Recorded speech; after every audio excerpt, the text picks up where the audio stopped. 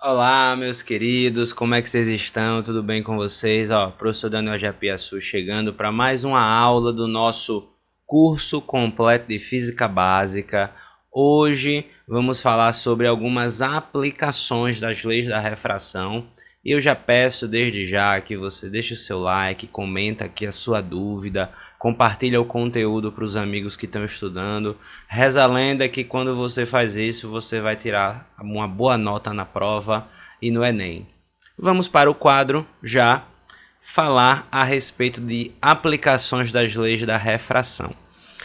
A primeira aplicação que eu gostaria de tratar com vocês, nós chamamos ela de dióptro. Olha só que nome bonito. Dióptro plano. O dióptro plano é uma superfície de separação, representa, na verdade, a superfície plana que separa dois meios transparentes em que a luz pode se propagar, e esses meios têm índices de refração diferentes.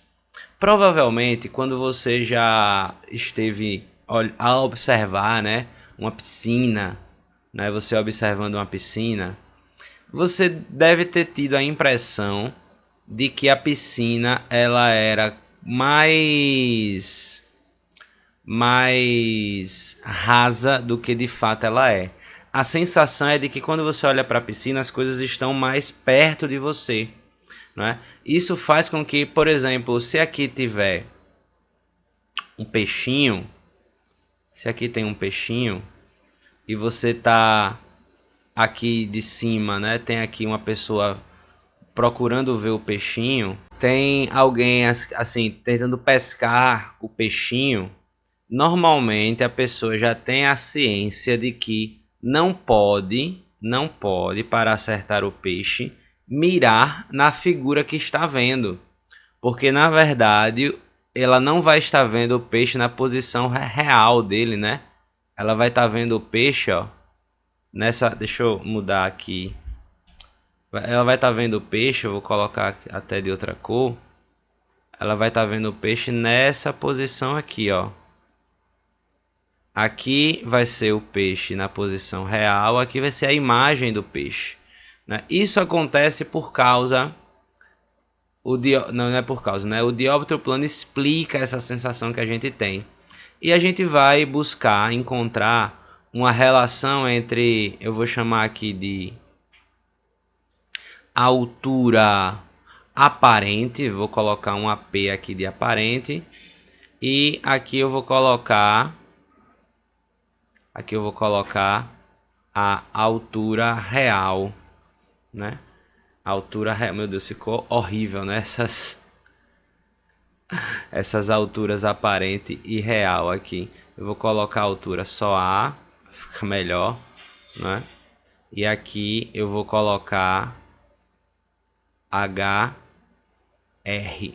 E nós temos aqui o índice de refração do meio 2, o índice de refração do meio 1.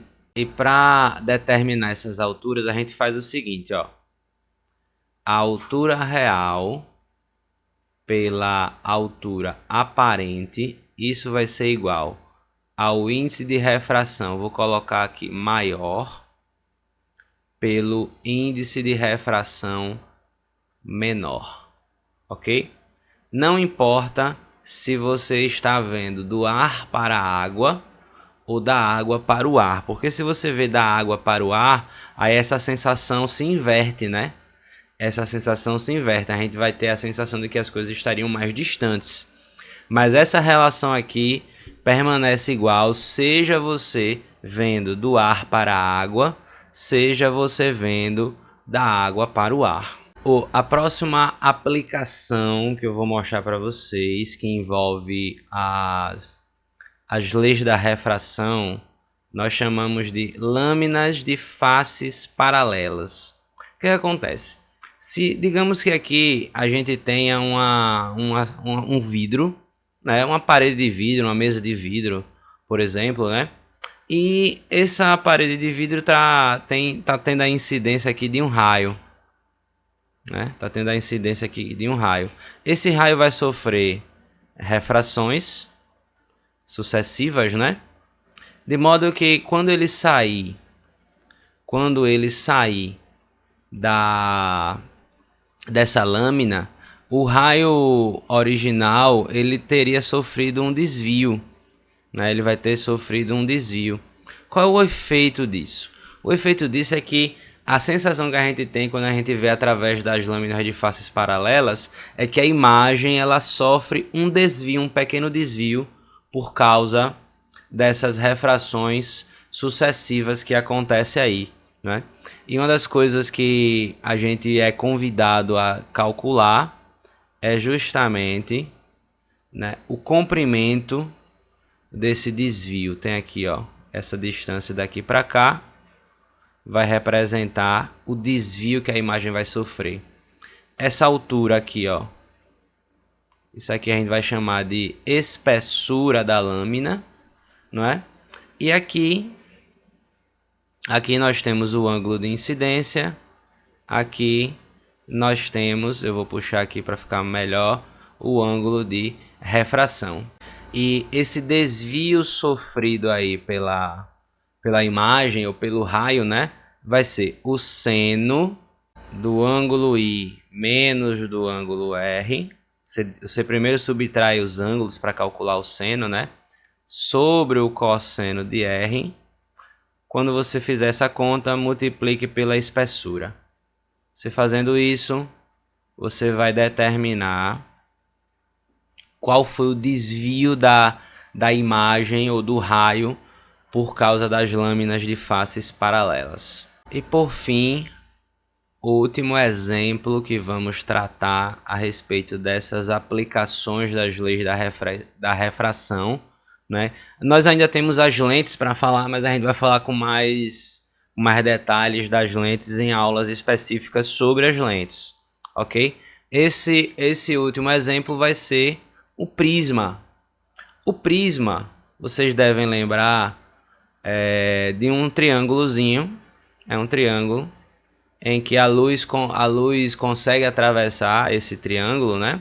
E uma imagem muito famosa é a capa de um CD musical em que chega uma luz branca, de um lado, do outro lado a gente tem, ai meu Deus, do outro lado a gente tem o arco-íris, né? Do outro lado a gente tem o arco-íris. Vou colocar aqui o raio vermelho. Vou colocar o raio violeta aqui embaixo. E entre o raio vermelho e o violeta, nós teremos todas as cores do arco-íris. Tem uma capa de CD muito famosa que trata que mostra, né, essa imagem que é muito interessante. Olha só. Informações importantes do prisma. Tem aqui a abertura do prisma. Dentro do prisma, esse raio vai sofrer uma refração aqui e depois vai sofrer a refração para a parte de fora. E o que é que nós vamos destacar? Olha só, que tem a reta normal e tem esse ângulo aqui que eu vou chamar de ângulo de incidência 1. Aqui tem a reta normal e esse ângulo, os materiais chamam de ângulo de incidência 2. Eu gosto de chamar de ângulo de refração. E aqui eu gosto de chamar só de ângulo de incidência.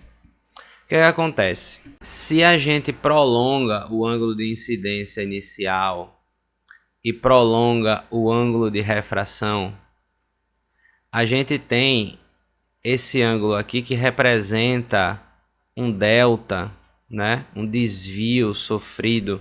Deixa eu melhorar aqui.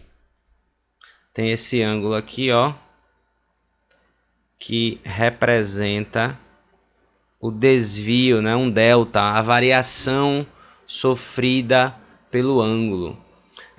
Os materiais normalmente cobram da gente determinar qual foi essa variação, qual foi esse desvio. Esse desvio é simplesmente você somar.